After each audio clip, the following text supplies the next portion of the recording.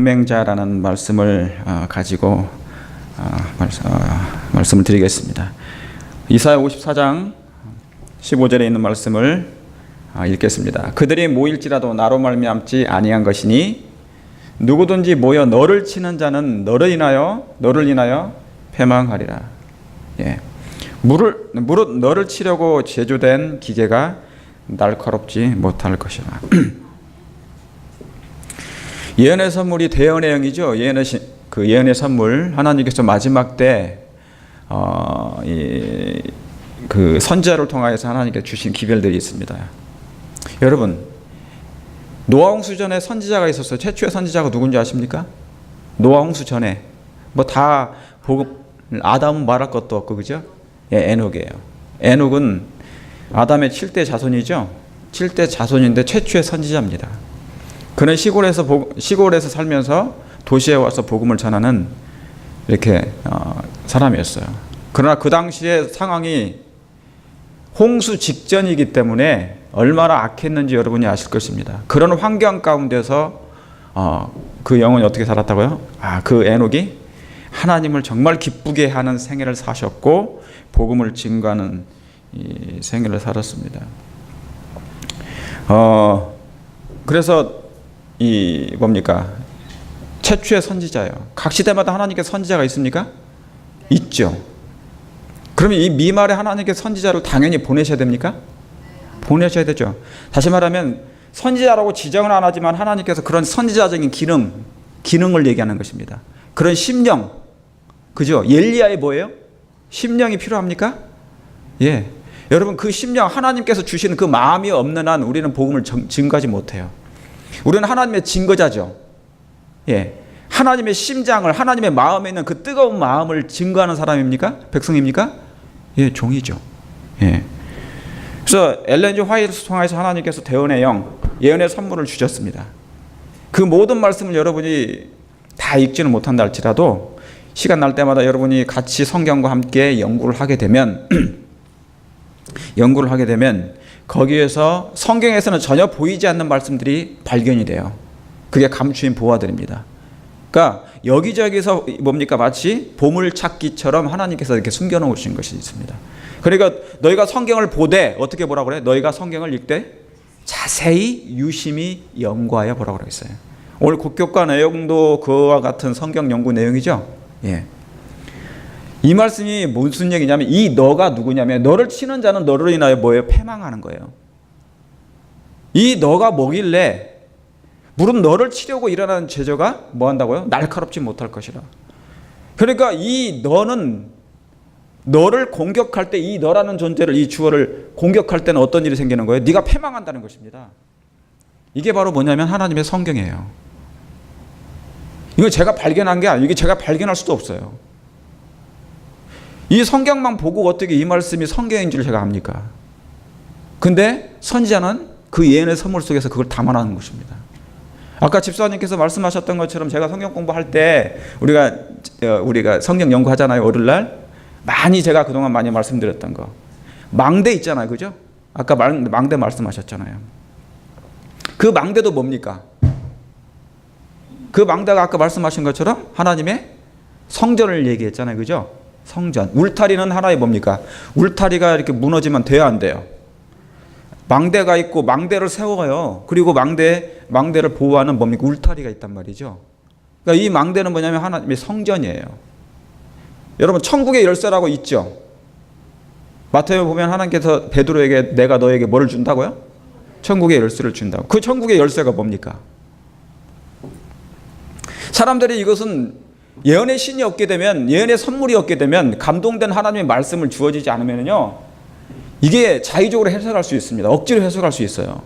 그런데 그 천국의 열쇠도 하나님의 율법입니다. 그 울타리도 전부 다 뭐예요? 하나님의 율법이에요. 그런데 이스라엘 백성은, 유대인들은 특별히 누구예요? 바리새인들이나 율법사들은 그 뭐를 가지고도 그 지식의 열쇠, 누가복음은 마태는 천국의 열쇠로 써 있지만은 누가는 뭐냐면 지식의 열쇠라고 써 있어요. 지식의 열쇠. 그건 하나님의 율법이에요. 하나님의 율법을 다른 말로 하면 뭐예요? 하나님의 말씀이에요. 그 하나님의 말씀은 선악을 알게 하는 나무였고요.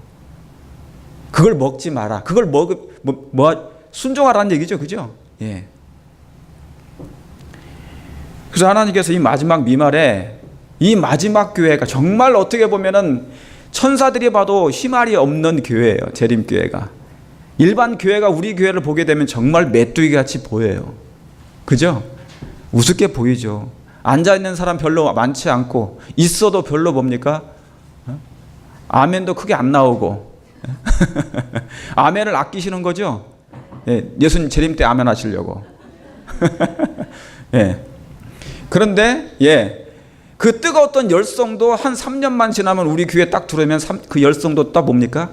잔잔한 호수와 같이 돼버려요. 예. 그러니까 우리 교회는 분명히 뭐예요? 뭔가 변화를 주는 교회긴 해. 예, 아멘이 없어요. 예, 아멘이시고 예수님이시잖아요. 그죠? 그런데 하나님께서 이 작은 교회에 특별한 계획이 분명히 있음을 여러분 믿으십니까? 있어요. 정말 별 볼 일 없는 교회예요. 어떻게 보면 외부에서 보았을 때 그 교세라든가 재정 능력이라든가 인구, 교인 분포를 생각할 때는요 정말 그렇습니다. 하나님께서 이스라엘 유대인들을 선택하실 때, 제자들을 선택하실 때 지도자들, 똑똑한 사람들, 그런 사람들을 먼저 제사장들을 선택하려고 했지만 그들이 자기의 똑똑함으로 예수님께 따라다니지 않았어요. 원하지 않았어요. 왜요? 예수님이 뭡니까? 직분이 목수밖에 안 돼. 신분이 뭐예요? 아주 그냥 천해. 그러니까 자기들이 많이 배운 사람들 보고 뭡니까? 우스워 보이는 거예요. 그래서 예수님 어쩔 수 없이 뭐냐면 그런 사람들을 선택하신 거예요. 정말 부족한 사람들을 선택하신 거죠. 말없이 평생을 그냥 고기만 잡는 사람들이잖아요. 입이 굳은 사람들입니다. 손에는 뭡니까? 괭이가 베긴 사람들이고요. 오직 딱 아는 거 하나밖에 없어요. 뭐예요? 물고기밖에 없어요. 물고기의 종류는 금방 자라요. 저도 물고기 장사했잖아요. 생선장사. 저도 물고기 하면 쫙 얘기하면 다 알거든요. 근데 그런 거 제가 무슨 말씀을 드리려고 이렇게까지 말씀을 드리는지 모르지만 아무튼 마지막 백성에 대한 하나님의 특별한 계획이 있으시다 그 말입니다. 유대인들을 그렇게 하나님께서 그 높은 지위에 있는 사람들을 택해서 이 사업을 마치려 했지만 그들이 원치 않았기 때문에 지혜롭지 못한 사람들을 하나님이 선택하셔서 그들에게 뭡니까? 당신의 권능을 부으시는 거잖아요. 그죠? 자, 지금 이 미마로도 하나님의 마지막 교회가 그렇게 보일 수 있어요. 제가 말씀드린 거 뭐냐면 하나님께서는 마음의 그릇을 찾는다는 얘기입니다. 당신의 애정을 담을 만한 마음, 그런 그릇이 있느냐 말이죠. 이 그릇은 만들어진 거예요? 아니면 만들어질 거예요? 만들어질 거예요. 하나님이 만들어 주십니까?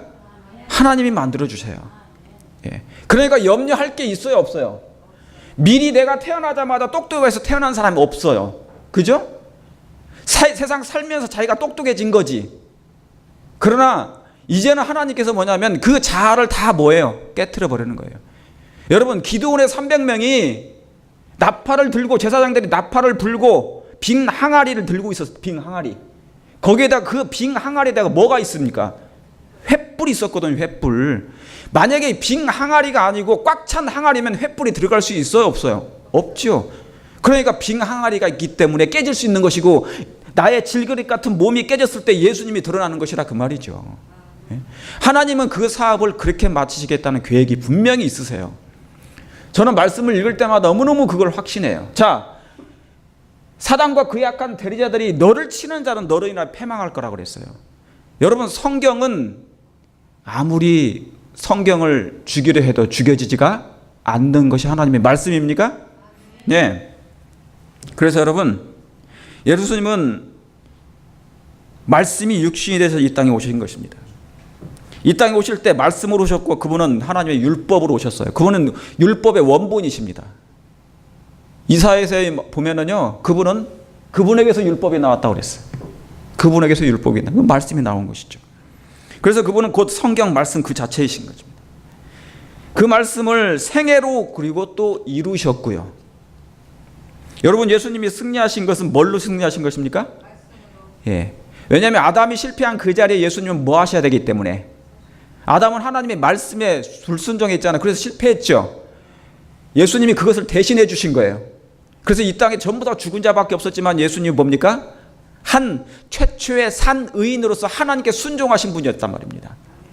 그분은 인자로서 충성하셨고 하나님께. 그렇죠? 사단은 아직도 인류를 완전히 지배하지 못하였음을 예수님 초림하시기 전에는요, 사단이 기뻐했어요. 왜냐? 자기의 휘하에 들어오지 않는, 들어오지 않는 사람이 단 한 사람도 없었기 때문에. 그런데 예수님이 초림하시자마자 그가 뭡니까? 긴장하기 시작한 것입니다. 왜요? 자기의 아직 인류를 완전히 지배하지 못한 한 사람이 살아있다는 그 자체가 그에게는 뭡니까? 너무너무 스트레스 받는 일이었어요. 여러분, 우리가 신앙을 제대로 하게 되면요, 사단이 스트레스 받아요. 우리도 받지만 누가 스트레스 받는다고요? 예. 우리가 그래서 하나님의 이름과 하나님의 성호와 하나님의 영광을 위하여 뭡니까? 그분의 능력을 힘입어서 싸워야 됩니다. 사단을 뭐 하라고요? 너희 뭐를요? 마귀를 대적하라고 했어요. 사단을 대적하는 거예요. 우리에게는 대적할 힘이 없지만 예수님의 이름이 있습니까? 나사렛 예수의 이름으로 일어나 걸어라. 그 환자만 그렇게 되겠냐고요? 돼지에게도 뭡니까? 귀신에게도 그렇게 하면 나오지 않습니까? 여러분, 하나님은 정말 사랑이시지만 인간의 본성은 냉랭하고 원래 사랑이 없다 했습니다. 원래 사랑이 없다는 것은 이걸 다른 얘기로 하면은요, 여러분, 사실은 이게 이기적일 얘기를 합니다. 이기심이 있다, 그 말입니다. 사단의 본성 중에 하나가 뭐라고 그랬어요? 이기적이다. 예, 이기심. 이 이기심은 자신에게만 집중하는 것을 말하는 것입니다. 자신에게만 집중하는 거예요. 그래서 이기적인 사람은 사람이 주변에 많지 않아요. 많지 않게 되죠. 왜냐하면 자기만 위하고 사는 거니까. 그죠? 베풀지 못하고 그렇게 살면 주변에 사람이 붙질 않아요. 여러분, 따뜻한 불이 있으면 사람이 모여들어요? 나가요? 모여들죠. 차가운 곳이 있으면 사람이 떠나요? 있어요? 떠나요. 예, 그러니까 따뜻함을 유지하는 거, 그거 뭐냐면 그 따뜻함이라는 것은 사랑에서 나오는 것입니다. 사랑에서 나오는 것이에요. 그렇죠? 차가움은 어디서 나오는 거예요? 예, 차가움은 사단에게서 나오는 것입니다. 그러니까 하나님이 차갑다고, 하나님의 품성은 그런 분이라고 얘기한 거예요. 사실은 사단이 왜곡시켜 놓은 그 자체가 그렇게 얘기한 거죠. 여러분, 우리의 세포가 분명히 아는 것은 사랑이 완전히 그렇다고 해서 없어진 건 아니에요. 여러분, 성경이 뭡니까? 그걸 어떻게 알 수 있냐면 생명이 존재하면 하는 것을 보면 알 수 있어요. 제가 이렇게 풀을 베고 나무를 이렇게 가지를 치면서요, 지난주에 이렇게 보니까 이 잎사귀마다 뭐가 있냐면 콩벌레가 있어요. 여러분, 콩벌레 아세요? 떼굴떼굴 딱 건들면 딱 또르르 몰아져 가지고 이렇게 있는 거. 콩벌레가 굉장히 많아요. 근데 콩벌레가 큰 게 많지만은 새끼들이 굉장히 많은 거예요. 새끼들. 예.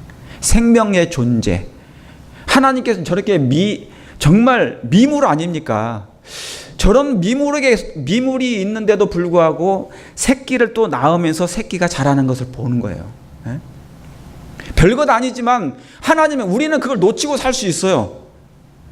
인간만 생명체가 존중함을 느낄 수 있지만 하나님에게는 그렇지 않는 것입니다. 그렇습니까? 예. 여러분, 그래서 사랑이 없으면 원래 생명이 소멸하게 돼 있어요. 자, 인간의 본성은 사랑이 없어요. 그런데 어떻게 생명이 존재하게 되냐? 분명히 사랑을 주시는 분이 있기 때문에 생명이 존재하다는 그 말입니다. 그렇습니까? 이 세상이 눈을 뜨고 보면 사실은 사랑밖에 없고, 눈을 뜨고 보면 사실은 생명밖에 없는 거예요. 하나님이 보이지 않는 놀라운 섭리가 계속 진행되고 있는 것입니다. 예. 그래서 여러분, 생명은 사랑이 없으면 생명이 없지만 사랑이 있으면 생명이 존재하는 것입니다. 지금 이 지구가 그런 것입니다. 그러면 나는 왜 살아있는가? 그건 하나님의 사랑이 지금 우리에게 유예되고 있는 것입니다. 하나님의 사랑이 유예되고 있는 것입니다. 그분의 사랑이 우리를 붙들고 있어요. 그분의 사랑이 보이지 않는 놀라운 능력으로, 섭리로 붙들고 계세요. 여러분, 여기에 가시와 엉겅퀴가 있습니다. 이건 성경에 나오는 그 식물이죠. 가시와 엉겅퀴, 엉겅퀴와 가시. 아름다운 꽃이었겠지만 이 가시와 엉겅퀴가 갑자기 뭡니까? 예, 죄로 말미암아 가시가 붙게 된 것입니다. 여러분, 이 꽃의 몸에 있는 저 가시는 뭐를 얘기해요? 예, 찌르고 아픔을 주지만 그것으로 말미암아 사랑이 분명히 존재했다는 걸 또 알려주기도 해요. 왜요? 왜 그렇게 여러분, 왜 여기에는 사랑이 있다고 생각하십니까? 자, 죄의 저주로 생긴 이 가시예요. 원래 엉겅퀴가 이 꽃이 아름다웠겠지만은 죄로 말미암아 생긴 하나의 결과지 않습니까? 그래서 가시와 엉겅퀴가 생겼죠. 가시가 만들어진 거예요. 여러분, 사랑을 거절한 결과로 생긴 게 뭔데요? 가시였죠. 그죠? 사랑의 결과로 생긴 게 가시였단 말이죠. 그러니까 가시는 하나님의 사랑의 뭡니까? 하나의 역설적인 표현이에요. 하나님의 사랑에 대한 그 역설적인 표현인 것입니다. 여러분, 가시는 죄악의 결과로 저주를 상징했습니다. 그런데 죽음의 씨앗은 인간에게 심겨졌어요. 자, 아담의 죄를 범하고, 그렇죠? 선악과를 먹자마자 죽음의 씨앗이 들어왔어요. 바이러스가 들어왔죠. 그래서 그 죽음의 씨앗이 심어졌단 말입니다. 우리의 심령 가운데. 그것이 아담 때부터 유전되어 왔단 말이에요. 그런데 하나님은 바로 죽게 하지 아니하시고 뭐를 주셨다고요? 하나님께서 주신 유예 기간을 주신 것입니다.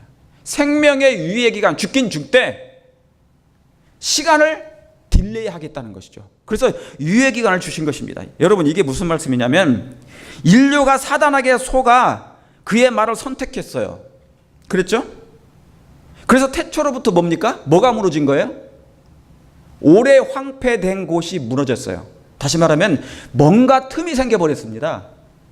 인간의 마음 가운데 하나님의 거룩한 뭐가 있었는데, 율법이 있었는데, 그것이 바로 뭐냐면 이사야 58장에 12절에 있는 그 무너진 곳, 무너진 틈, 오래 황폐된 그곳이 생긴 것입니다.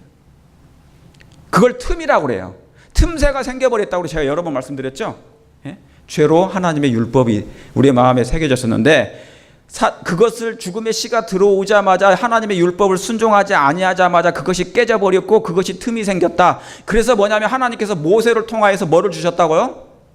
십계명을 주셨다, 그 말입니다. 그 틈을 다시 한번 뭐 하려고? 예, 보수하려고, 수보하려고, 건설하려고. 그 틈이 메워지게 하려고. 여러분, 구속사업이 뭐냐면 이 틈을, 무너진 데를 다시 건설하는 것이 구속사업입니다. 하나님의 성령의 능력으로. 누가요? 이 일은 인간이 할 수 있어요?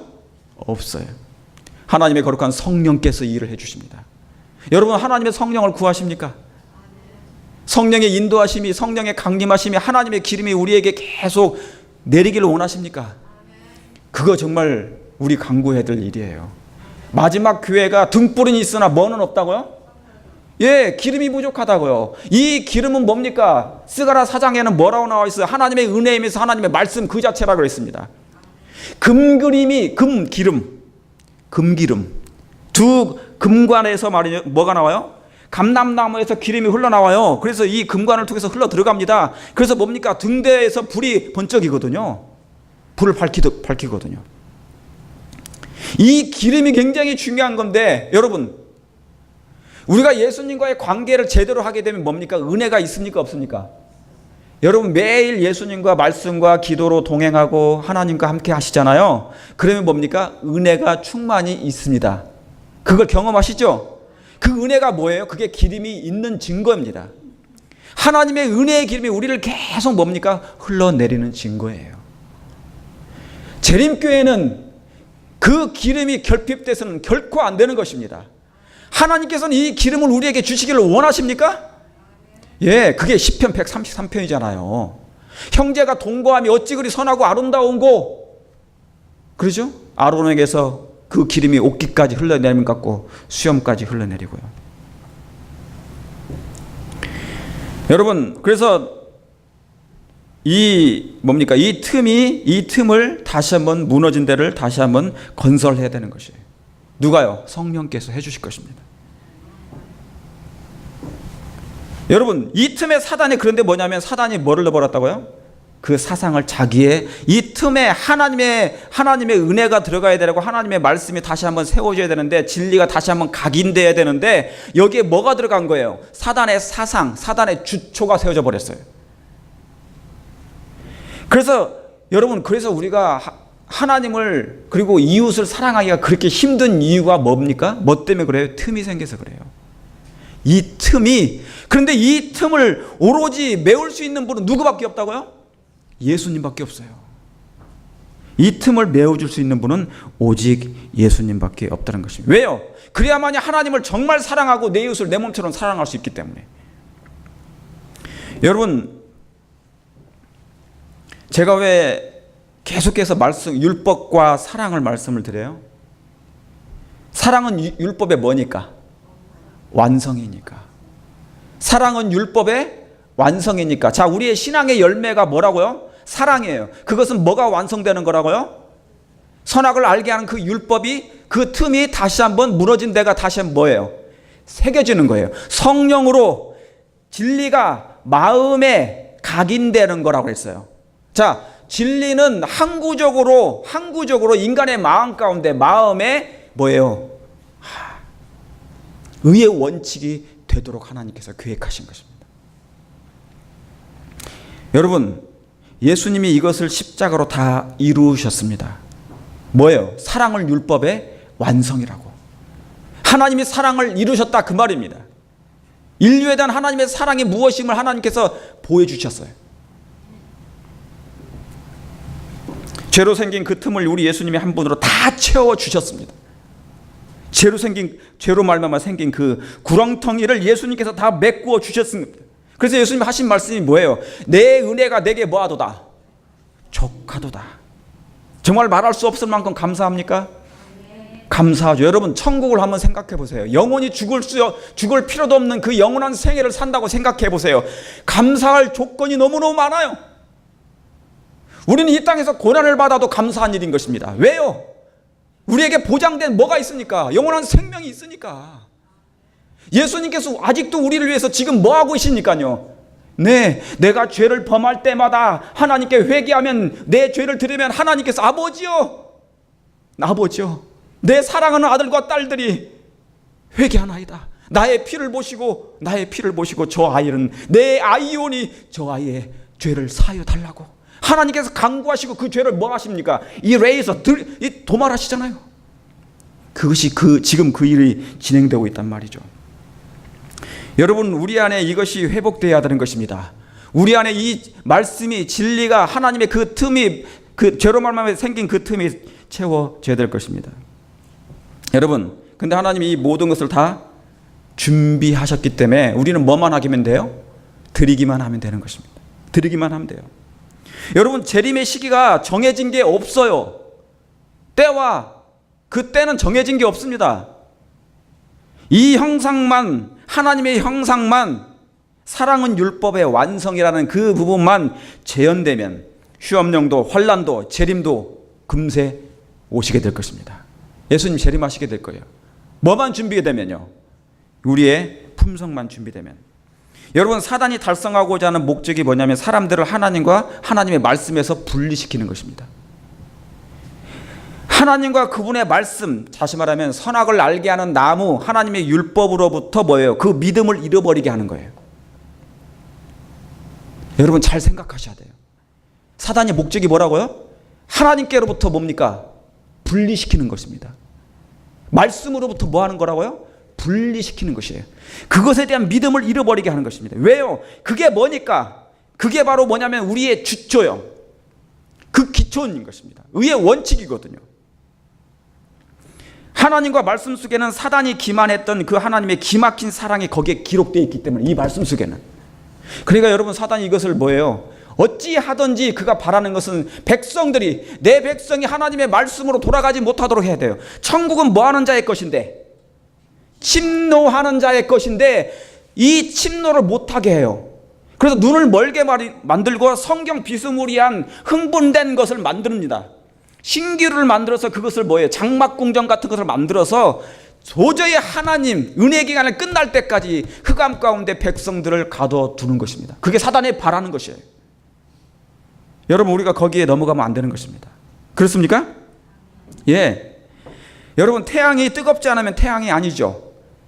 달이 빛을 내지 않으면 달이 아니죠. 사단이 그런 상태를 만들고자 하는 것입니다.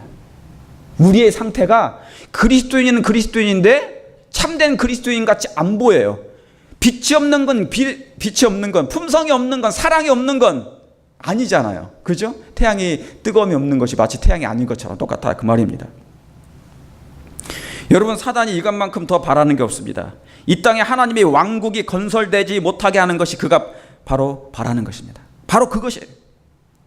그래서 이 말씀들이 설교단에서, 설교 강단에서 그런 설교가 실종되도록 어찌하든지 그냥 아멘하고 내 마음의 생애 속에서 성령의 진리를 통하여, 자, 하나님의 나라는, 하나님의 왕국은, 자, 나라임이 없으며, 그죠? 사단에게 나라를 빼앗겼잖아요. 그죠? 왕국을 빼앗겼어. 그래서 이 지구를 자기의 거라고 그가 주장하기 때문에 하나님께서는 나라를 찾으러 오셨어요. 그 나라는 뭐냐면 1차적으로는 지구지만 먼저 하나님이 지구보다도 사람을 먼저 선택하시는 거예요. 그래서 예수님을 영접하는 사람에게 하나님의 성령을 통하여 이제 뭡니까? 나라가 임하죠. 그게 은혜의 왕국이라고 그래요. 이 나라가 임하면 이제 뭡니까? 여러분 마음 가운데 성령을 통하여 나라가 건설돼요. 그때부터 이제 뭐냐면 품성을 건설하는 일이 하나님 역사하신 것입니다. 이스라엘 백성이 성전을 건축하는데 사단이 방해하는 것은 그건 뭐냐면 품성 건설이 못되게 하는 그 역사예요. 그게 구약의 역사입니다. 하나님의 처소가 성전을 계속 허무는 일입니다. 하나님은 지려고 하는 것이고. 여러분 이해하시겠습니까? 이스라엘 백성이 바벨론에 포로됐는데 성전 짓는 일에 회개하고 빨리 돌아가서 하나님의 처소를 예배하는 일에 생각하지 아니하고 뭐예요? 바벨론에서 밭 갈고 땅 사고 그런 일만 했단 말이죠. 딴 생각만 하니까. 여러분, 하나님의 계획은 창세로부터 계시로까지 딱 하나밖에 없어요. 우리를 준비시켜서 하늘에 적합한 품성을 만들어서 하나 빨리 데려가는 것, 그것밖에 없어요. 그런데 사단은 뭐예요? 그걸 못하게 하는 것입니다. 어찌하든 간에 그걸 못하게 하는 거예요. 그래서 하나님의 이 설교 단상에서도 그런 설교가 실종되도록 하는 것이 그의 바람인 것입니다. 그래서 여러분, 성령은 하나님의 왕국을, 은혜의 왕국을 건설하는 총감독자이면서 실행자이십니다. 실행자. 성령 하나님이 총감독자예요. 건축하는데 품성 건설을 위해서 하시는 뭐예요? 총감독자예요. 이 건축위원장은 품성이 좋아야 돼. 그렇죠? 하나님의 성전을 짓는 일에 있어서는 품성이 좋아야 돼. 건축위원장이 품성이 안 좋으면 안 됐죠. 그런 것처럼 우리의 영적인 최고의 총감독자, 그분이 성령이시란 말이죠. 그런데 왜요? 그분이 왜 그렇게 충분히 확실하게 품성을 건설할 수 있습니까? 왜요? 그분에게는 뭐가 있는 것입니까? 예수님의 형상을 가진 그 설계도가 그분이 가지고 오신 것입니다. 누가요? 성령께서. 그러니까 각인에 대한 하나님의 품성 설계가 있습니다. 그 성령께서 여러분의 마음 가운데 임하시면 그대로 지어질 것입니다. 여러분요, 성령을 구하시길 바랍니다. 성령은 예수님의 대리자십니다. 그분은 우리 안에 들어오기를 정말 원하신단 말이에요. 그렇게 되길 정말 여러분이 기도하시길 간절히 바랍니다. 자, 다시 돌아가서 인간이 죄를 범하자마자 죽음의 씨앗이 심겨졌지만 바로 죽지 않았어요. 바로 죽지 않았어요. 하나님은 평생이라는 시간을, 그래서 뭡니까? 집행유예의 기간을 주신 것입니다. 자, 여러분, 이 집행유예 기간이 뭔지를 여러분이 다 아시죠? 하나님의 집행유예 기간이 뭐냐? 어떻게든지 살리겠다는 것입니다. 하늘의 모든 선물을 다 동원해서라도, 하나님의 모든 걸 다 동원해서라도 한 영혼을, 인류를 살리겠다는 것이 하나님의 집행유예 기간이에요. 죄가 들어와서 사람이 바로 죽을 수 있었지만 하나님이 그 유예 기간을 우리에게 평생이라는 기간을 주셨어요. 태어날 때부터 죽는 그 순간까지 우리가 어느 시점에 하나님을 영접할지 몰라요. 그러므로 이 유예 기간은 하나님이 뭡니까? 한순간도 놓치지 않아요. 그것이 비록 악인일지라도. 내 생명까지라도, 예수님의 생명까지라도 줄 테니까 제발 나를 믿고 살라는 하나님의 간절한 호소가 바로 하나님의 유예 기간인 것입니다. 여러분, 이 터질 듯한 애절한 하나님의 음성을 정말 여러분 들으십니까?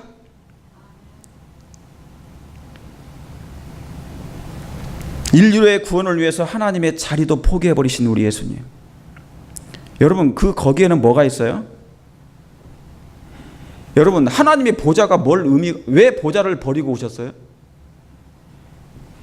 품성이 오해된 마당에, 하나님의 품성이 오해된 마당에, 천사의 3분의 1까지 잃어버린 마당에 하나님의 보좌가 무슨 의미가 있습니까?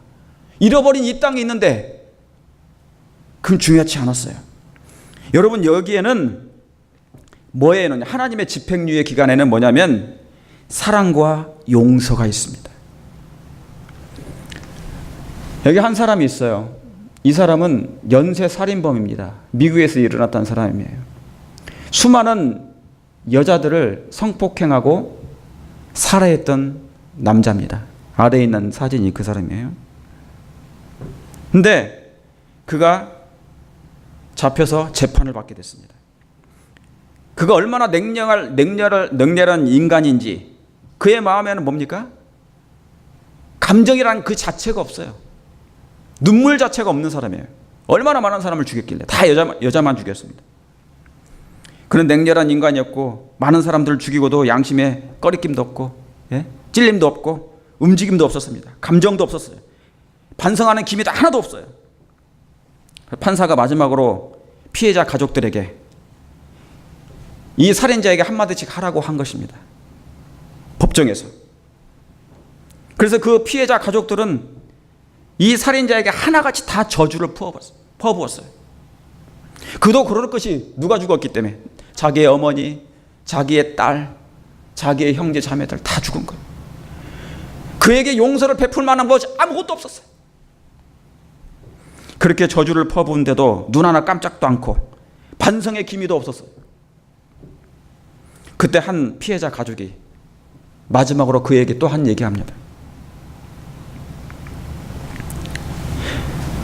그가 울먹이면서 말하기를, 당신은 내가 믿음을 실천하며 사는 것을 힘들게 하긴 했지만 나는 당신을 하나님의 이름으로 용서한다고. 이 말을 한순간 이 살인자가, 그렇게 냉랭했던 이 살인자가 어떻게 된 줄 아세요? 통곡하고 눈물을 흘리게 된 것입니다. 저주를 퍼부었더니 마음이 움직이지 않던 이 사람이 하나님의 이름으로 내가 당신을 용서한다고. 여러분, 사람의 마음은 움직이는 것은 뭐예요? 사랑과 용서밖에 없어요. 이 사람의 마음을 움직이는 것은 사랑과 용서밖에 없었단 말이죠. 여러분, 하나님이 우리에게 유예 기간을 주신 것은 우리가 그 사랑과 용서를 깨닫고 돌아오기를 바라시는 그 기간이라 그 말입니다. 언제가 될지 몰라요. 여러분, 집행유예는 바로 하나님이 너를 이미 용서했다는 것을 알게 하는 기간이 집행유예 기간이에요. 그거 언제 알지 몰라요. 우리가 언제 하나님을 만날지 몰라요. 그러나 하나님의 사랑과 용서가 그에게 다가왔을 때, 로마서 5장 8절에 우리가 아직 죄인 되었을 때 그리스도께서 우리를 위하여 죽으심으로 하나님께서 우리에게 자기의 사랑을 뭐 했다고요? 확증하셨다고.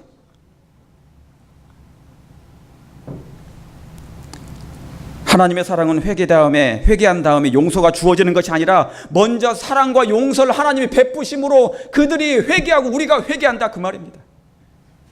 우리는 이 사랑에, 하나님이 베푸신 이 사랑에 우리는 감각이 사실은 마비되어 있는 마음이 있습니다. 먼저 하나님 우리를 사랑해 주셨어요. 먼저 하나님의 사랑과 용서를 아들을 통해 다 주셨어요. 다 해주셨어요. 그게 여러분, 그걸 깨닫고 바라보는 사람들이 뭡니까? 그리스도를 믿음으로 말미암아 사는 것입니다. 그게 믿음으로 말미암는 의예요. 내게 있는 의가 하나도 없는데 나는 죽을 수밖에 없는 죄를, 너무너무 큰 죄를 범했는데 하나님이 먼저 나에게 뭐예요? 용서를 베푸실 거예요. 여러분, 이 사람이, 이 살인자가 회개하기까지 하나님이 얼마나 많은 오랜 시간을 기다리셨을까? 그게 바로 하나님이 주시는, 베푸시는 집행유예 기간이란 말입니다. 네가 내 사랑을 언제나 깨달을까? 하나님이 기다리시는 그 기간.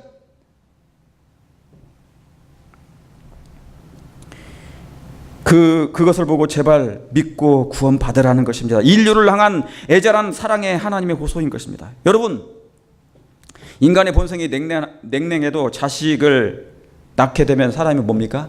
그때부터는 달라지죠. 예, 달라져요. 그때부터는 달라져요. 그러므로 사랑은 하늘의 원칙 중에 원칙인 것입니다. 사랑은 하늘의 원칙이고 선물이고 하나님의 본성이에요. 여기 최근에 여기 그림 만화가 있죠. 사진에 보시면 한 사람이 저기 아파트 몇 층이에요? 뭐 8층, 9층쯤에 지금 뛰어내리려고 하는 그 찰나 어머니가, 그 엄마가, 딸의 엄마가 이 딸을 순간 붙잡은 거예요. 붙잡고 몇 분이 있었느냐? 10분 이상을 있었어요.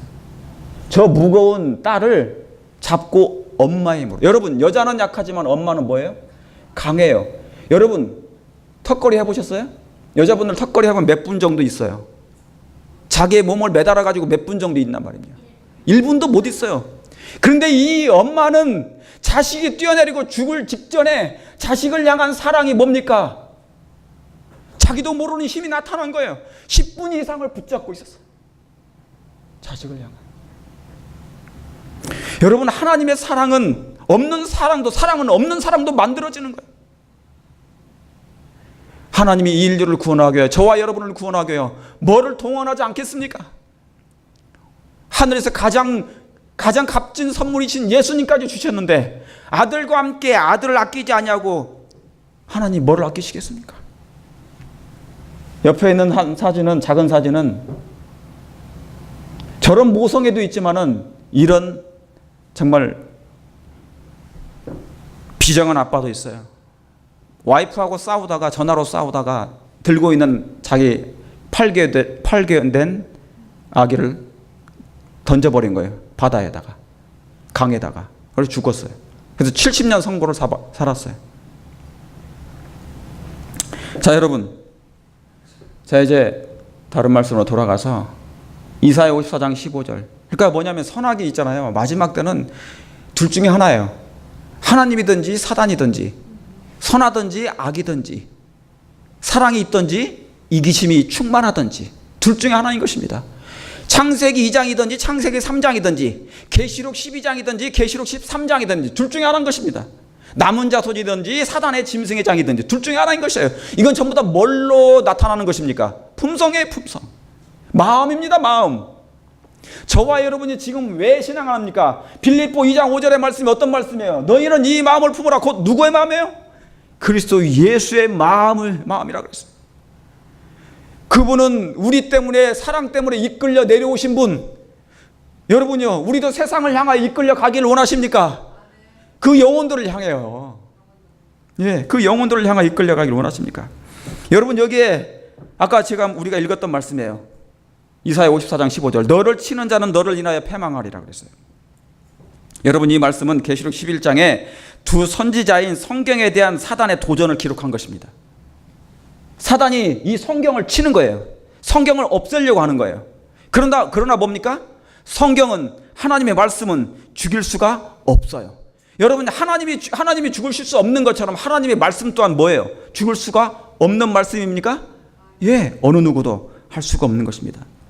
하나님의 율법의 1.1획이 없어짐보다 천지가 없어지는 게 나아요.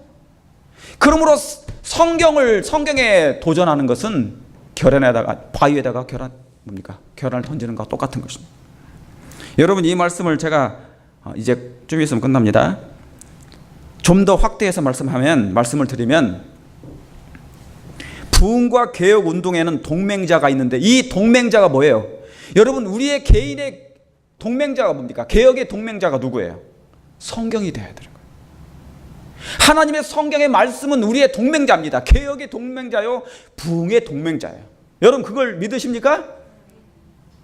마지막 교회가 하나님께서 이 마지막 교회에 왜 이 율법을 주셨을까? 이 말씀을 왜 주셨을까? 여러분, 저와 여러분들이 하나님을 떠나지만 않는다면 이 성경이 여러분을 지키실 것이고 보호하실 것입니다. 이 말씀이, 성경이 아무 말이 없는 것처럼 힘없이 보이지만 절대로 그렇지 않게 될 것입니다. 결코 그렇지 않아요. 여러분, 재림운동의 시작도 성경운동이었고 재림운동의 대실망 후에 다시 일어난 것도 성경 때문에 일어난 것입니다. 여러분, 그걸 믿으십니까? 개혁운동이, 이 마지막 때 부흥과 개혁이 일어나야 되잖아요. 메뚜기 같은 이 마지막 재림교회가, 없어 보이는 이 교회가 다시 한번 하나님의 말씀의 힘이, 개혁운동이 뭔가, 그건 성경으로 돌아갈 때, 말씀으로 돌아갈 때 그 일이 생긴다, 그 말입니다.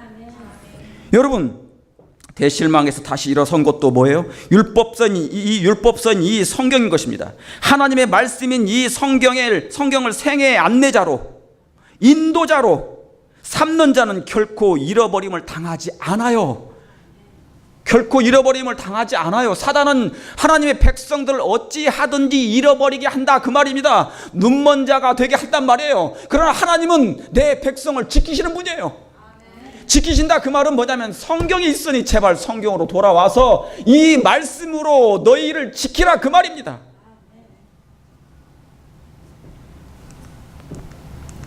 계시록 11장 1, 2절에 재림운동의 피크가 나옵니다.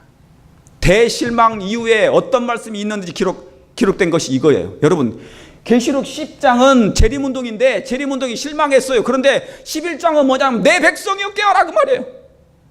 하나님의 말씀이, 성경이 죽었느냐? 하나님의 성경은 죽지 않았다. 내가 살아있듯이 하나님의 말씀 또한 살아있다는 것이에요. 그래서 다시 한번 성경으로 돌아가라고 계시록 11장에 나왔고, 그랬더니 뭡니까? 지성소의 문이 열려버린 거예요. 그게 여기 보세요. 또 내게 지팡이 같은 갈대를 주며 말하기를, 일어나서, 뭐 하라고요? 일어나서 하나님의 성경과 제단과 그 안에서 경배하는 자들을 뭐 하대요? 청량하되. 여기 청량이 두 개 나옵니다. 성전 밖 마당은 뭐 하지 말라고요?